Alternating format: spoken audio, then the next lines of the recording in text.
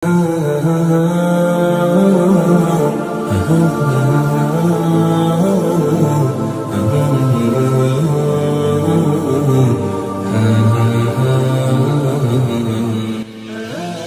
assalamualaikum teman langkah. Balik lagi bersama saya Rahma yang akan menemani kalian selama beberapa menit ke depan membahas seputar siaran kita kali ini, yaitu topik yang sangat penting dan relevan. Namanya gangguan cemas. Gangguan cemas adalah kondisi yang mempengaruhi banyak orang di seluruh dunia, dan kita akan menjelajahi beberapa aspek penting tentang hal ini. Jadi, duduklah dengan rileks, siapkan secangkir teh, dan mari kita mulai.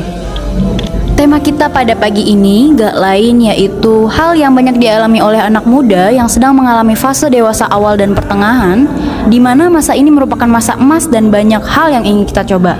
Namun, di saat yang bersamaan banyak timbul tuntutan pada diri kita sampai kita bingung, sebenarnya mau apa sih kita ini? Terlalu banyak memikirkan segala hal hingga membuat kita cemas berlebihan. Pertama-tama, mari kita pahami apa sih sebenarnya gangguan cemas itu. Gangguan cemas adalah kecemasan yang berlebihan dan terus-menerus yang bisa mengganggu kehidupan sehari-hari seseorang. Hal ini bisa melibatkan kekhawatiran yang berlebihan tentang situasi yang mungkin terjadi atau ketakutan yang tidak beralasan. Gangguan cemas dapat mengambil berbagai bentuk seperti kecemasan umum, gangguan panik, gangguan kecemasan sosial, dan fobia. Namun, yang penting untuk diingat adalah bahwa gangguan cemas bukanlah sesuatu yang bisa diabaikan atau dianggap sepele. Hal ini adalah kondisi medis yang mempengaruhi kesejahteraan mental dan emosional seseorang, serta dapat dialami oleh individu dari berbagai latar belakang agama, termasuk Islam. Nah, kira-kira gimana ya Islam memandang gangguan kecemasan umum ini? Menurut Ustadz Fauzan Hidayatullah dalam program Jendela Islam menjelaskan pada surat Al-Baqarah ayat 155, kalau manusia akan diuji oleh Allah dengan sedikit ketakutan, kelaparan, kekurangan harta, jiwa, dan buah-buahan, dan berikanlah berita gembira pada orang-orang yang sabar. Yang tidak diperbolehkan adalah ketakutan yang berlebihan, mengedepankan ketakutan terhadap yang selain Allah, termasuk ketakutan akan tidak terjaminnya rezeki, masa depan, jodoh, dan sebagainya. Karena hakikatnya yang perlu kita pahami, Allah senantiasa menjamin rezeki setiap makhluknya. Lantas, bagaimana kita melalui ujian gangguan kecemasan tersebut? Pertama, kita harus meyakini bahwa semua yang terjadi pada kita adalah takdir dan ketetapan Allah Subhanahu wa taala. Tapi jangan minta disegerakan, karena tidak ada seorang pun yang mengetahui apa yang akan terjadi esok hari kecuali Allah Subhanahu wa taala. Usaha yang dapat kita berikan adalah dengan mempersiapkan diri kita dengan menyadari bahwa semua ini adalah titipan dari Allah dan dapat diambil sewaktu-waktu. Selanjutnya kita bisa memperbanyak berzikir kepada Allah, karena dengan berzikir hati kita menjadi tenang. Senantiasa berdoa kepada Allah dari godaan setan, karena boleh jadi ketakutan tersebut berasal dari bisikan setan yang menakut-takuti manusia dengan kemiskinan, ketidakpastian takdir, agar kita jatuh kepada perbuatan keji, dan itu setan seneng banget. Kemudian, bagaimana kita bertawakal kepada Allah atas semua takdir dan merupakan keputusan terbaik dari Allah Subhanahu wa taala. Yang terakhir, agar kita mengetahui jelas siapa jati diri kita, perbanyaklah berkumpul dengan orang-orang soleh, karena agama seseorang itu tergantung pada temannya. Maka berkumpul dengan orang-orang soleh akan membawa kita kepada ketaatan dan ketakwaan kepada Allah Subhanahu wa taala. Tapi di samping berusaha memperbaiki kondisi jiwa dengan latihan spiritual, jika sudah pada tahap yang akut, teman langkah disarankan melakukan pemeriksaan pendukung dengan seorang profesional seperti konselor atau psikiater yang memahami baik kondisi medis maupun nilai-nilai agama dalam konteks pengobatan holistik untuk penanganan lebih lanjut. Jangan coba-coba untuk self-diagnose ya. Jadi sampai sini dulu pembahasan kita hari ini tentang gangguan cemas atau anxiety disorder. Saya harap informasi ini bermanfaat bagi teman langkah yang mendengarkan. Jangan lupa jaga kesehatan mental kamu dengan baik dan berikan perhatian kepada mereka di sekitarmu yang mungkin membutuhkan dukungan tambahan. Nah, setelah ini akan ada segmen seru masih tentang kesehatan mental dari sudut pandang kebudayaan Islam. Stay tune. Halo teman langkah, selamat datang di program Kesehatan Mental Islami. Pada episode ini, kita akan membahas pentingnya menjaga kesehatan mental remaja yang beranjak dewasa dari sudut pandang budaya Islam. Kita akan menjelajahi ajaran Islam yang relevan, dan bagaimana kita dapat mengaplikasikan dalam menjaga kesehatan mental kita. Pertama-tama, Islam mengajarkan pentingnya keseimbangan dalam segala aspek kehidupan, termasuk kesehatan mental. Islam mengajarkan agar kita menjaga keseimbangan antara ibadah, studi, kerja, dan waktu bersama keluarga serta teman-teman. Mengatur waktu yang baik dan memberikan prioritas pada setiap aspek kehidupan akan membantu mencegahkan stres dan kelelahan yang dapat mempengaruhi kesehatan mental. Selanjutnya, sholat memiliki peran penting dalam menjaga kesehatan mental. Sholat bukan hanya sebuah ibadah, tetapi juga sarana untuk menghubungkan diri dengan Allah Subhanahu wa Ta'ala dan mendapatkan ketenangan batin. Melalui sholat, kita dapat meredakan stres, menenangkan pikiran, dan mendapatkan ketenangan jiwa. Mengatur waktu untuk sholat secara rutin dapat membantu menjaga keseimbangan mental dan spiritual kita. Islam juga menekankan pentingnya mengasihi dan merawat sesama sebagai bagian dari menjaga kesehatan mental. Menolong sesama, berbagi kasih sayang, dan menjalin hubungan yang baik dengan keluarga, tetangga, dan komunitas yang memberikan rasa kebahagiaan dan pemenuhan sosial yang penting dalam kehidupan kita. Islam mengajarkan kita untuk saling mendukung dan saling menguatkan dalam menghadapi permasalahan kesehatan mental yang mungkin kita hadapi. Terakhir, Islam mengajarkan kita untuk berserah diri dan tawakal kepada Allah dalam menghadapi cobaan tersebut. Setelah ini akan ada berita seputar kesehatan mental dari salah satu teman kita. Langsung saja kita simak, silahkan Nadila. Halo teman langkah, balik lagi nih dengan gue Nadila yang akan menemani kalian selama beberapa menit ke depan membahas seputar pada siaran kali ini. Kita akan membahas topik yaitu yang dimana topik ini sangat cocok dibahas untuk seusia kita saat ini. Yap, usia yang dimana masalah kesehatan mental itu sangatlah penting untuk diperhatikan. Topiknya yaitu bunuh diri ironi saat kesadaran kesehatan mental mulai tumbuh. Belum lama ini, Rabu, Mei 2023, seorang pemuda di Kecamatan Marga, Tabanan meninggal dengan cara bunuh diri yang aneh karena mulut, badan, dan anggota badannya dililit plester. Polisi menduga kuat pemuda yang berstatus mahasiswa semester akhir pada salah satu perguruan tinggi ini sedang depresi. Dugaan itu bukannya tanpa dasar. Di lokasi pemuda itu bunuh diri, polisi menemukan buku berisi catatan pribadi pemuda itu. Dalam beberapa pesan yang ditulis pakai tangan itu, pemuda tersebut diduga kuat sengaja bunuh diri dan kondisinya dalam keadaan depresi. Jauh sebelum itu, beberapa kasus yang sama juga terjadi di wilayah Kecamatan Marga. Berdasarkan catatan Detik Bali, dari April 2022 sampai pertengahan Mei 2023, total ada 5 kejadian serupa dengan latar belakang korban dan usia yang berbeda-beda. Deretan angka itu menyiratkan fenomena bunuh diri masih sering terjadi, kapan saja oleh siapa saja. Hal yang sama disampaikan dosen psikologi dari Universitas Bali Internasional, Nilo Kade Nadia Resteveri, menyebutkan angka pasti bunuh diri di Indonesia belum bisa disimpulkan. Kecenderungan trennya meningkat atau menurun belum bisa disimpulkan, ujar Nadia saat dijumpai pada Sabtu. Meski demikian, lanjut Nadia, kesadaran pentingnya kesehatan mental di Indonesia sejatinya sudah mulai tumbuh, termasuk upaya pencegahan bunuh diri, baik di sektor keluarga, sosialisasi kelompok, atau lingkungan tempat tinggal, bahkan di dunia akademik. Sayangnya, kesadaran kesehatan mental tersebut tumbuh tidak merata, sehingga di beberapa tempat, khususnya pedesaan atau daerah yang belum terjangkau informasi, masalah kesehatan mental hingga bunuh diri masih terjadi. Kemudian, dari sisi pemerintah, ada kesadaran bahwa rasio masyarakat dengan tenaga kesehatan mental masih ada kesenjangan. Psikiater dan psikologi masih minim dibandingkan jumlah masyarakat, jelasnya. Menurut Nadia, kasus bunuh diri merupakan salah satu masalah struktural, bisa dilihat dari gambaran yang lebih luas. Pencetus dan pemicu itu antara lain faktor lingkungan, sosial, trauma masa kecil yang tidak terselesaikan dan masih terbawa, kesehatan fisik yang menurun hingga mengakibatkan munculnya rasa tidak berdaya. Jadi, pelajaran yang dapat kita ambil dari kasus tersebut yaitu berusahalah untuk tetap menjaga kestabilan mental kita. Bila merasa lelah dengan semuanya, istirahatlah sejenak. Masa engkau merasa cemas, gelisah, dan berlebihan hanya karena masalah yang sekarang kau hadapi? Bukankah dulu banyak ribuan masalah yang telah aku selesaikan? Jangan sampai larut sedih dengan masalah yang sekarang. Yakin dulu pun banyak masalah selesai juga. Lalu apa yang harus dilakukan? Kata Allah, seberat-beratnya beban, tanamkan keyakinan pada jiwamu. Inna ma'al usri, semua ini pasti selesai.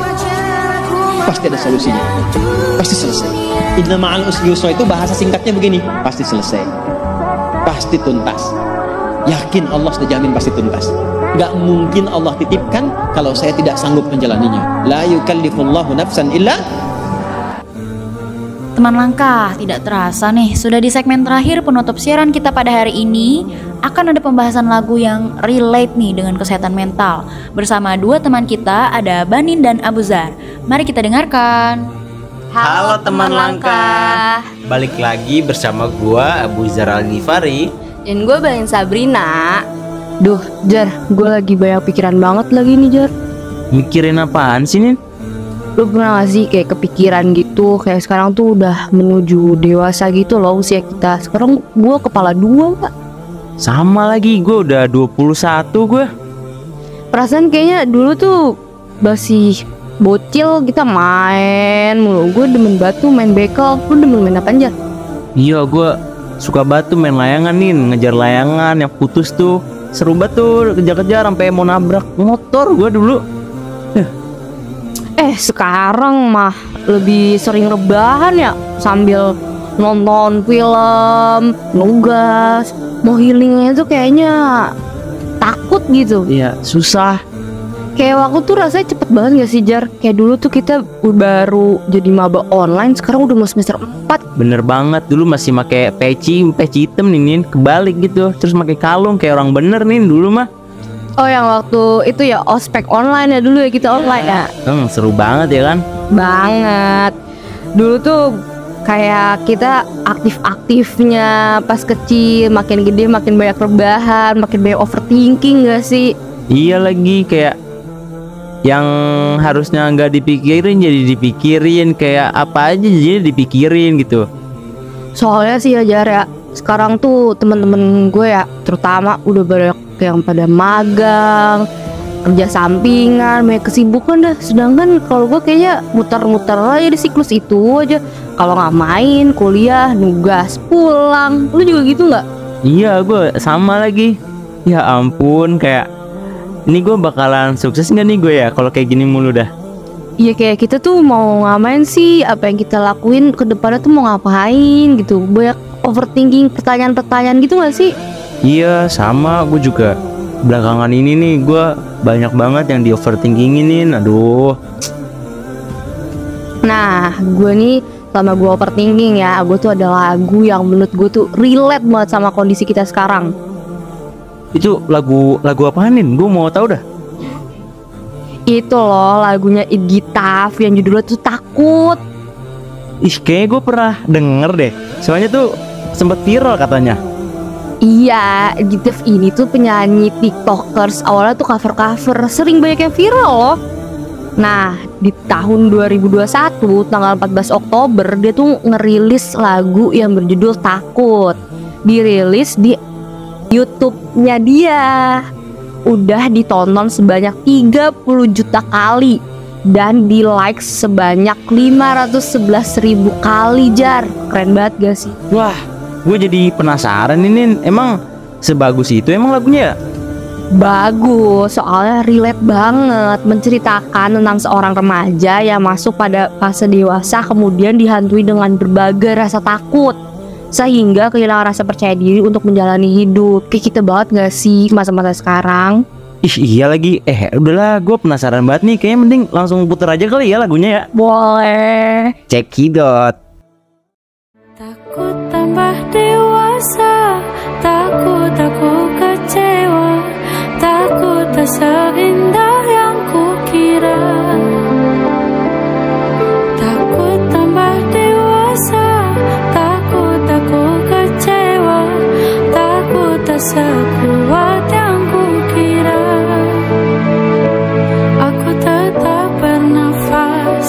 Meski sering tercekat, aku tetap bernafas.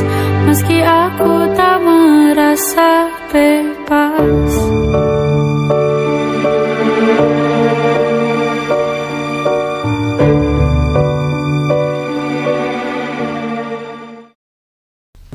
Nah, gimana Jar lagu yang gue rekomendasiin yang tadi habis diputar? Relate banget gak sih sama kita?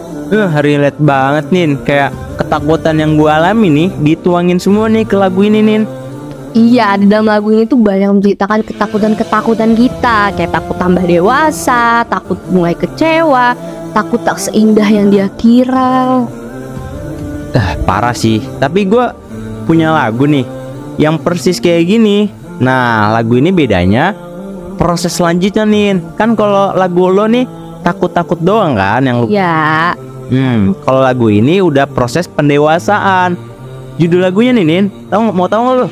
Lagu apaan tuh? Nah, judul lagunya Beranjak Dewasa yang dinyanyiin oleh Nadine Amizah. Terus diupload pada channel YouTube-nya pada tanggal 28 Mei 2020 dan udah ditonton sebanyak 10 juta penontonin. Wih, gila, viral dong. Ih, viral banget karena liriknya tuh relate abis. Gila.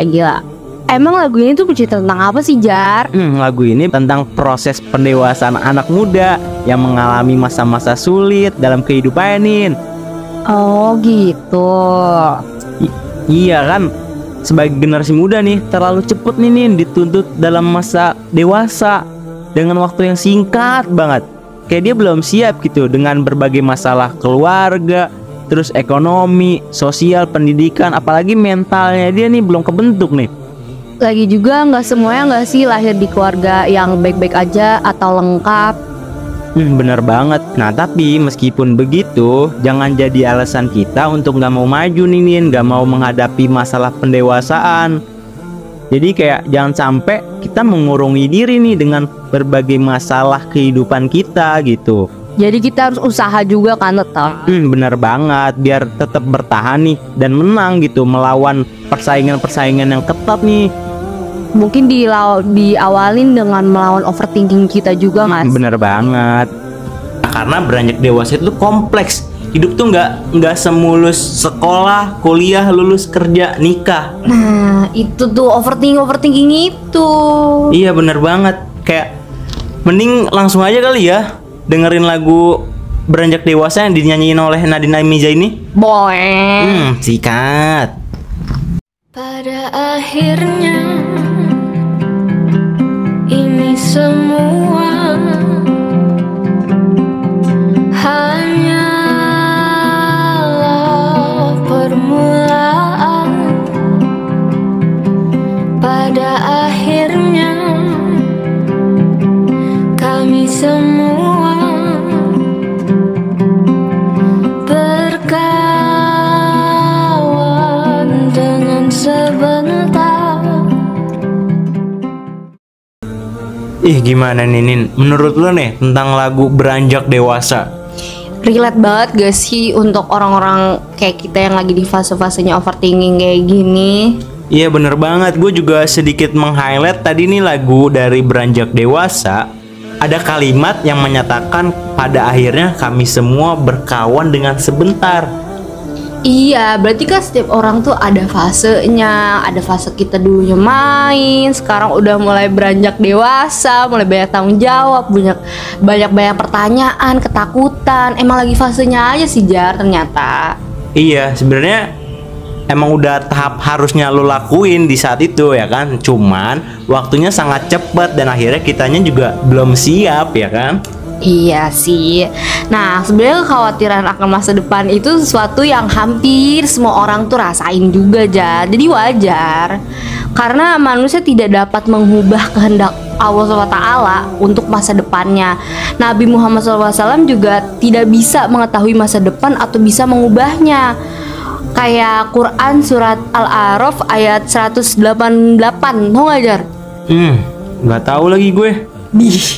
Yang artinya tuh katakanlah hai Muhammad, Aku tidak berkuasa menarik pemanfaatan bagi diriku dan tidak pula menolak kemudorotan kecuali yang dikehendaki Allah. Dan sekiranya aku mengetahui yang gaib, tentulah aku membuat kebajikan sebanyak-banyaknya dan aku tidak akan ditimpa kemudorotan. Aku tidak lain hanyalah pemberi peringatan dan pembawa berita gembira bagi orang-orang yang beriman. Berarti masa-masa ini tuh emang udah ditulis di dalam Al-Quran ya ini? Iya, jadi di balik kekhawatiran-kekhawatiran itu seharusnya manusia tuh paham kalau setan itu sering memanfaatkan gitu loh. Jadi kayak sering menimbulkan overthinking atau bahkan kasus-kasus yang di luar nalar kayak bunuh diri lah. Ih, parah sih itu. Iya lagi, bener banget. Kayak peran agama berarti tuh penting banget ya buat kita mencegah dari perbuatan-perbuatan yang gak disukai kayak bunuh diri kan tuh bahaya banget ya kan? Banget. Ketika manusia membebani pikirannya tentang hari esok atau masa depan, bisa jadi manusia menjadi mangsa salah satu trik setan, Jar. Nauzubillah min zalik, kita mengalami sikap keadaan itu ya. Jangan sampai nih Nin. Iya. Jadi seringkali trik-trik setan itu mempengaruhi manusia, Jar, untuk melakukan hal-hal yang mudarat lah, untuk kepikiran masa depannya gimana gitu. Dari pembahasan kita dari tadi nih, yang gue simpulin bahwasanya kita tuh harus berpegang teguh kepada agama ya Nin ya. Dan ya kita harus beribadah, bersandar diri kepada Allah, mendekatkan diri kepada Allah ya kan. Karena nggak patut dicemaskan selain hari penghakiman Nin. Iya, satu-satunya hal yang harus kita overthinking itu yang pasti itu adalah hari penghakiman akhir. Gitu aja, Jar. Itu aja kali ya. Iya. Sampai jumpa di siaran berikutnya. Semoga harimu menyenangkan dan bebas dari kecemasan yang berlebihan. Assalamualaikum warahmatullahi wabarakatuh. Dah.